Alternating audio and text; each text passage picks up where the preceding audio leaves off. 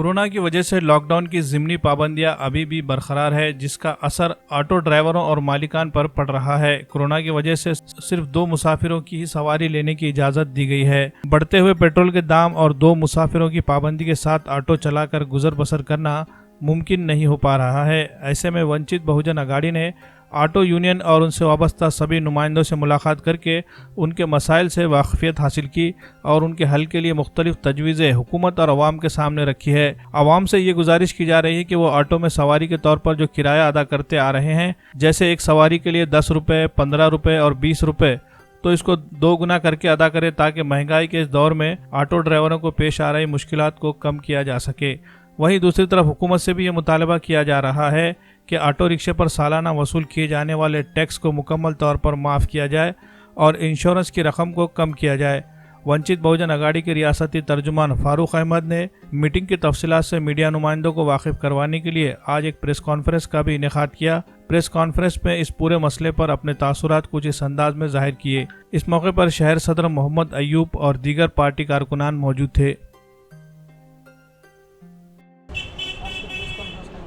Lockdown लगकर 6 महीने हो गए। अलग अलग सेक्टर को सरकार की तरफ से कुछ मदद मिली होगी। लेबर कार्ड है, उनको लेबर का कुछ पैसा मिला, हॉकर के लिए कर्ज की योजना आई तो भी आई, लेकिन ऑटो चालकों को कोई योजना आई नहीं है। लॉकडाउन में हमने देखा सभी चीज़ों के दाम 3 गुना 4 गुना बढ़ गए थे। लोगों ने ब्लैक में चीज़ें खरीदी थी, शौक पानी की भी, लेकिन ऑटो वालों को अब 4 की जगह 2 सीट बिठाने की सख्ती सरकार कर रही है और ऑटो रिक्शा के लिए कोई मदद सरकार की या और किसी की भी नहीं है। कोई भी ऑटो रिक्शे वाले को गरीब नहीं मान के, कोई भी गरीब है ऐसा नहीं मानता, इसलिए ना राशन किट मिली ना सब्जी किट मिली। तो आज महाराष्ट्र के 9 ऑटो रिक्शा चालकों को खुदकुशी करने की नौबत आई है। इसलिए वंचित बहुजन आघाड़ी ने आज ऑटो रिक्शा चालकों के साथ डायलॉग किया, संवाद किया, रब्त कायम किया और उनकी जो मांगे हैं वो हमने सुन ली है। आज हम नांदेड़ के लोगों को अपील करते हैं कि पेट्रोल और डीजल की कीमतें 3 गुना ज़्यादा ली जा रही है। पेट्रोल की कच्चे तेल की कीमतें कम हो गई और सरकार ने 3 गुना टैक्स बढ़ा दिया। हमको सरकार का गुस्सा नहीं आता है। 3 गुना हमको पेट्रोल डीजल के दाम वसूल करने वाले सरकार पे हम नाराज़ नहीं होते हैं, तो फिर हम ऑटो रिक्शा वालों को कम से कम दुप्पट दाम देने चाहिए, डबल दाम देने चाहिए। 12 साल पहले भी ऑटो की सवारी 10 रुपये थी, 12 साल बाद भी 10 रुपये कैसे हो सकती है।